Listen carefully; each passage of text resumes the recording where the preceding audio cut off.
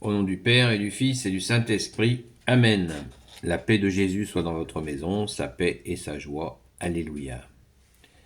Évangile selon saint Matthieu, chapitre 25, versets 1 à 13. Parabole des jeunes filles. Voyez ce qui se passera alors dans le royaume des cieux. 10 jeunes filles ont pris leurs lampes et sont parties à la rencontre du marié. 5 d'entre elles sont des étourdies, mais les 5 autres savent prévoir. Les étourdies ont pris leurs lampes, mais n'ont pas emporté d'huile en plus, tandis que les prévoyantes ont pris en même temps que leurs lampes une réserve d'huile. Mais voici que le marié se fait attendre. Toutes les filles tombent de sommeil et bientôt elles s'endorment. Au milieu de la nuit, on entend un cri. « Voici le marié, sortez pour le recevoir. » Tout aussitôt se réveillent et préparent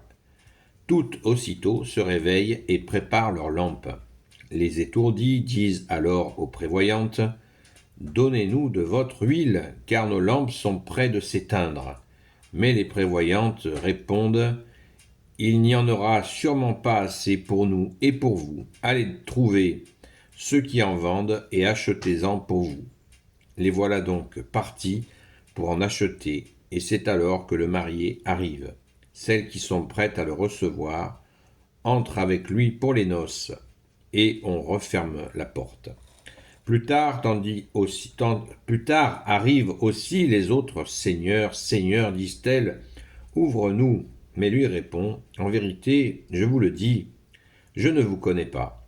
Restez donc éveillés, car vous ne savez ni le jour, ni l'heure. » Merci Jésus pour ta parole. Alléluia. Eh bien, cette parabole des jeunes filles avec leur lampe à huile, eh bien, c'est cette attente de Jésus qui est l'époux, le retour de Jésus, ce cœur à cœur avec Jésus dont je vous parle régulièrement. Merci Jésus. Il nous faut comprendre que la veille, Jésus nous a dit « veillez et priez ». On en parle souvent. Veiller et prier, eh bien c'est exactement ce qui se passe. Allumer sa lampe, 10 jeunes filles ont pris leur lampe et sont parties à la rencontre du marié. Leur cœur, la lampe, c'est le cœur. C'est ce qui éclaire tout l'être. Là aussi, et là où est ton cœur, là aussi est ton trésor, nous dit Jésus, vous le savez bien. Donc cette attente, eh bien, elle se nourrit toujours les 2 critères de quoi ? Fidélité et constance. Fidélité et constance, fidélité et constance. Et celles qui ont prévu de l'huile supplémentaire pour tenir bon, eh bien, sont dans cette veille, dans cette fidélité et cette constance, dans l'attente de l'époux. Rappelons-nous la parole de Saint Jean-Baptiste, qui à l'époque, certains le prenaient pour le Christ, le Messie, Christ veut dire Messie, qui allait revenir, et il disait « Non, je ne suis pas l'époux, je suis l'ami de l'époux », disait Saint Jean-Baptiste. Et en tant qu'ami de l'époux, ma joie est complète et nul ne peut me l'enlever. Donc vous voyez, cette notion d'époux, elle est assez présente dans le discours des Hébreux de l'époque. C'est bien la représentation de Dieu. L'époux est celui qu'on attend, qui remplit notre cœur, notre âme, de cette joie de Dieu qu'il réserve aux fidèles et aux constants, pas aux intellectuels particulièrement, aux fidèles et aux constants, quelle que soit leur personne. Ce n'est pas un concours d'entrée, c'est la fidélité et la constance qui est à la portée de tous, ou pas, intellectuel ou pas intellectuel. Jésus se met à la portée des tout petits, comme de ceux qui sont un peu moins petits. Merci Jésus, tu es juste. Et d'ailleurs, Jésus a révélé à un certain moment, vous savez, il remercie son Père d'avoir révélé aux tout petits les grands mystères. Merci Jésus. Alors nos braves jeunes filles dans cette parabole, hein, eh bien, on pourrait dire deux mots sur celles qui n'ont pas réussi à rencontrer l'époux parce qu'elles n'ont pas été prévoyantes. Peut-être qu'elles avaient autre chose à faire que de prévoir justement. Donc elles n'ont pas choisi l'époux dans cette prévoyance. Donc petit problème de constance. Eh bien, Jésus leur dit, elles ne peuvent pas entrer. C'est comme ça, c'est réservé à la fidélité et à la constance. Et entendons-nous bien, cette fidélité à la constance peut-être n'est pas réservée aux célibataires. La rencontre avec Jésus, il y a beaucoup de personnes en couple qui ont rencontré Jésus, qu'il n'y ait pas de méprise sur le sujet.